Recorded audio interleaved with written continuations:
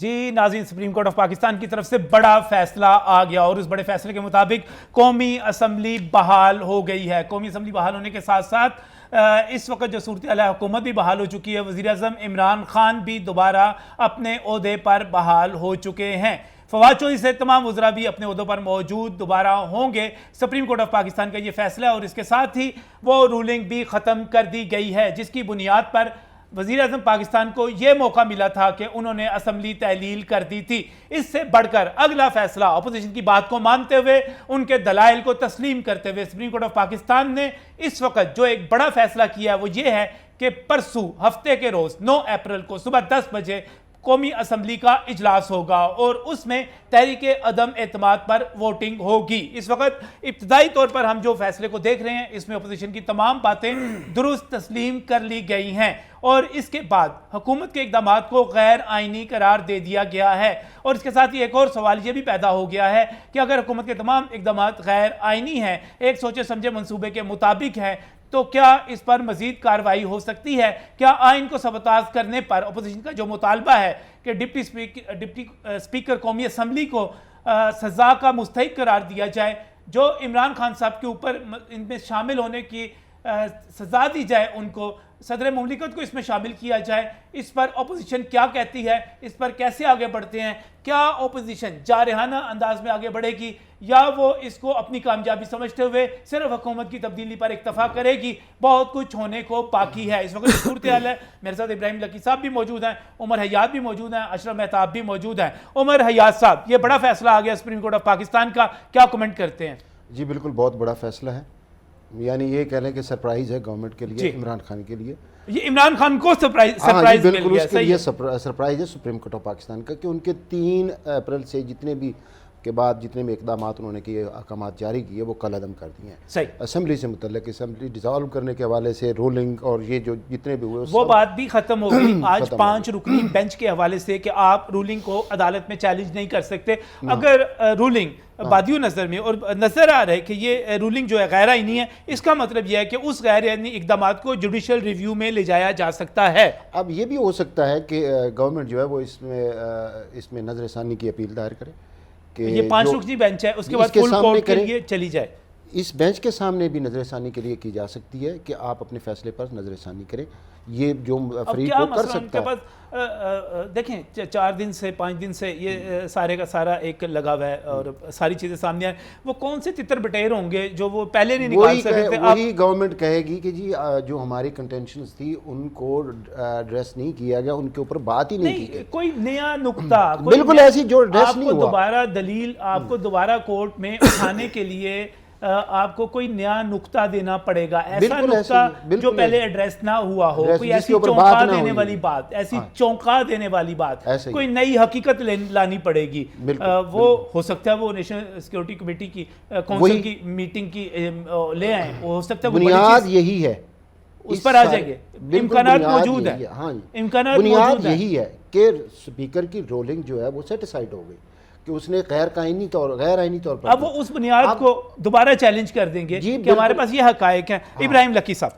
Sir सबसे पहले तो ये है, मैं कौम को ये मुबारकबाद देना चाहता हूँ बतौर काफ़ी कि हमारी अदलिया ने एक इंसाफ पर मबनी एक इतना बड़ा फैसला किया है जो मैं ये समझता हूँ कि ये तारीख़ में सुनहरी हरूफ से लिखा जाएगा, इसलिए कि आपका जो जमहूरी सिस्टम है, निज़ाम है, वो बच गया है और इसके साथ ही नज़रिया ज़रूरत जो है वो दफन हो गया। इसके साथ वो बातें, वो लोग जो बातें कर रहे थे, ये शोल्डर पे हाथ लगाते थे कि फ़ैसला ऐसे आएगा, वो तमाम जो अफवाहें थी दम तोड़ गई।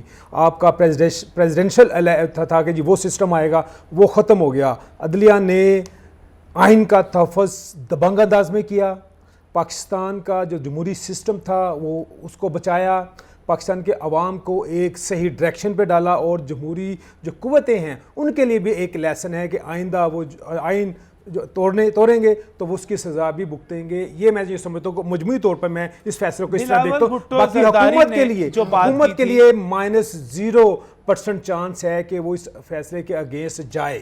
वो इसलिए कि नुक्ता एक ही है जिस पर हमारी जुडिशरी लेफ्ट राइट नहीं हुई। क्या डिप्टी स्पीकर के पास ये मैंडेट था कि वो अपने मैंडेट से हर इसको तहरीक अदम एतमाद को रिजेक्ट करे? एक नुकता था, इसके अलावा एक राय और लेना चाह रहा हूँ मैं। कहूँगा कि अगर हमारे साथ कोई कानूनी माहिरीन अगर टेलीफोन लाइन पर आ सके तो हम उनको भी खुशामदीद कहेंगे। प्रोड्यूसर और पैनल से ज़रा मैं रिक्वेस्ट करूँगा कि अगर किसी को रब्ता करवा सके। और मैं आपकी तरफ आ रहा हूँ, सिर्फ एक नुकता बताइए, एक नुकता बीच में रह गया, आपने एक नुकता अहम उठा दिया कि हुकूमत इसको भी चैलेंज कर सकती है इसी बेंच के सामने भी, और उसके बाद फुल कोर्ट की अपील भी कर सकती है। ये हुकूमत के पास इख्तियार मौजूद है, इख्तियार भी मौजूद है। इस चीज़ के कितने इम्कानात हैं कि सूरी साहब ने जो इकदाम किए और आइन को सबूताज किया गया, अब एक कार्रवाई और शुरू हो और सूरी साहब जो है आइन को सबूताज करने के जुर्म में पकड़ लिए जाए? जी बिल्कुल, ये अगर इसमें जो अपोजिशन है वो आगे चलती है। मैंने आज एक पैकेज भी बनाया था जिसके ऊपर कि अगर आर्टिकल 5 जो है जिसको इंडोर्स किया था डिप्टी स्पीकर ने, कि उसकी रोशनी में ये जो करारदाद है इसको मैं तहरीक को कलअदम करता हूँ, इसको टर्न डाउन करता हूँ। अगर वो आइन के आर्टिकल 5 का इतलाक़ करता है तो क्या उसके ऊपर आर्टिकल 6 यानी गद्दारी का केस हो सकता है? यानी कि क्लियर कर लें, आर्टिकल 5 जो है वो हुब्बुल वतनी का है उसका है, और आर्टिकल 6 जो है आइन से गद्दारी का है। तो आपने जो कुछ किया, नहीं, आइन को सबूताज करना आइन से गद्दारी है, आइन से गद्दारी है, डेफिनेट चीज़ है। और ये साबित हो गया कि आपने आइन को सबूताज किया। ये इस फैसले से नहीं साबित हो जाता, नहीं साबित हो गया, इस फैसले से हो गया। लार्जर बेंच ने लिहाजा इस वक्त इसके ऊपर सुप्रीम अगर तो पार्लियामेंट्री कार्रवाई के हवाले से कोई हिफाजती उनके ऊपर कोई शील्ड मौजूद नहीं है तो उन ये पकड़े जा सकते हैं, आइन को सबूताज आर्टिकल 6 लग सकते हैं सूरी साहब पे। लेकिन मैं ये समझता हूं कि ये सब कुछ जो होगा, ये मान लिया है उसने, तफसीली फैसला आने के ऊपर ये तमाम चीज़ें खुलेंगी। सुप्रीम कोर्ट ने किस अंदाज में इसको टर्न डाउन किया है, उसकी रोलिंग टैकल किस तरह किया है इस चीज़ को। आयशा मेहताब साहब कमेंट करना चाह रहे हैं। जी, सबसे बड़ी बात तो यह है कि इस फैसले के बाद एक बहुत मजबूत बयानिया मिल गया है इत्तेहादियों को। सही, जैसे इन्होंने अपोजिशन, जैसे एक बयानिया नवाज शरीफ को जब सदा हुई थी तो PTI को मिला था और उसको लेके चले थे और उन्होंने उसमें बड़ी उनको पजीराई मिली थी। अब अगर तो ये फैसला उनके हक में आता तो उनके पास एक मजबूत बयानिया चला जाना था, तो उन्होंने इलेक्शन में वही बयानिया बेच के वोट लेने की कोशिश करनी थी। अब ये बयानिया जो बन गया है कि उनके हक में फैसला गया और वो जो उनके ऊपर गद्दारी का आर्टिकल लगा था वो अदालत ने साफ कर दिया। अब मुस्लिम लीग नून प्लस उनके इत्तेहादी जितने भी हैं उनके लिए आगे इलेक्शन जब भी हो, 7 माह बाद हो, साल बाद हो, 1.5 साल बाद हो, तो उनको बहुत मजबूत करेगा। नंबर 2, इसमें बड़ी दिलचस्प सूरत हाल पैदा हो गई है जो आपने देखी हो। पहले जब इमरान खान साहब ने असम्बलियाँ तोड़ी थी तो वज़ीर-ए-आज़म ख़त्म हो गए थे तो PTI ने बड़ी मिठाइयाँ बांटी थी। सही, अब ये देखें वो बहाल हो गए, उनकी कबीना भी बहाल हो गई। अब नून लीग मिठाइयाँ बांट रही होगी, अब बाहर जाके देखें इमरान खान साहब के बहाली पे और उनकी कबीना की बहाली पे। लेकिन ये सूरत हाल बड़ी दिलचस्प मुस्लिम लीग नून पंजाब के सदर और मारूफ पार्लियामेंटेरियन है और सबसे बढ़कर वजीर कानून भी रहे राना सनाउल्लाह खान साहब हमारे साथ टेलीफोन लाइन पर मौजूद है। राना साहब अस्सलाम वालेकुम।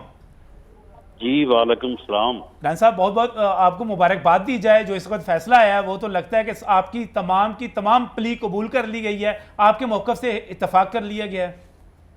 नहीं, मेरा ख्याल है कि ये मुबारकबाद जो है ये मुल्क के आइन की बनती है, क्योंकि ये फैसला जो है ये आइन के मुताबिक दिया गया है और जो वो नज़रिया ज़रूरत एक हमारी जड़ों में बैठा हुआ था पिछले 70-73 साल से, तो उसकी आज नफी हुई है।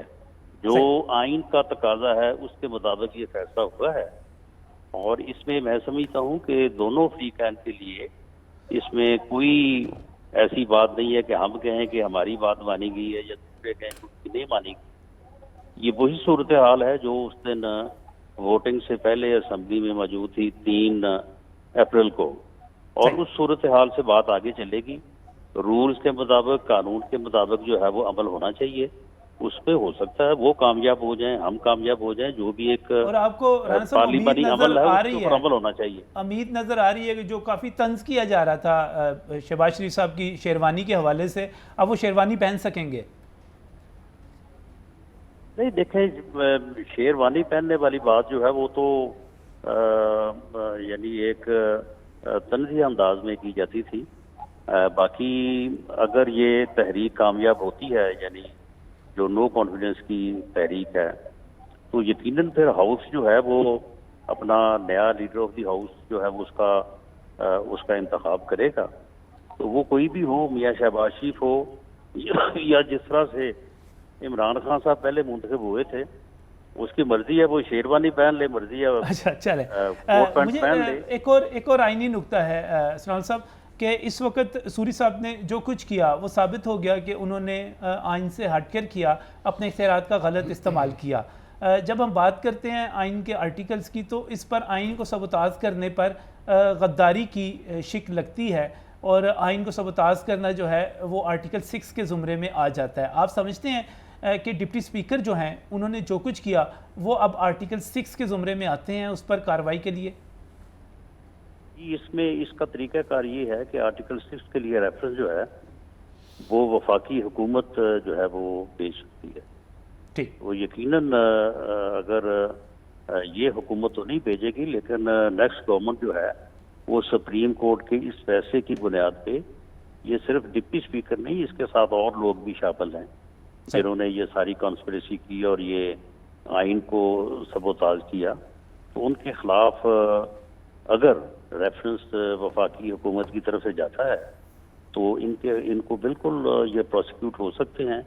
ये काफ़ी मवाद है, क्योंकि बाद में ये चीज़ें भी सामने आ जाएंगी कि इन्होंने जो वो लेटर है ना, वो जिसको ये बड़ा कर रहे हैं कि जी वो लेटर आया था, वो भी जाली है। वो अच्छा। उसके मुतल्लक हमारे पास यानी डॉक्यूमेंट्स आ चुके हैं और वो मेरा ख्याल है कि अदलिया उसके ऊपर कमेंट करेगी जब तफसील फैसला लिखेगी। वो केबल जो है वो कुछ और थी, यहाँ पे ये शाह महमूद कुरैशी वगैरह ने मिलकर उसमें भी जालसाजी की। सही। अच्छा रान साहब, आप मुमकिन वजीर दाखिला होंगे? देखिए जी, ये फैसला तो जो अपनी लीडरशिप है मुतहदा अपोजिशन, यहाँ पे तकरीबन मेरा ख्याल है कि कोई 8-9 पार्टीज हैं, उनमें ये सारी चीज़ें जो है वो तय हो रही हैं, तो पता नहीं किसी के ऐसे क्या आता है क्या नहीं आता। अच्छा, कबल वो तो जरदारी साहब ने सुना था, आपको मुबारकबाद दे दी थी, मैंने कहा इस हवाले से पूछ लूँ आपसे। नहीं, वो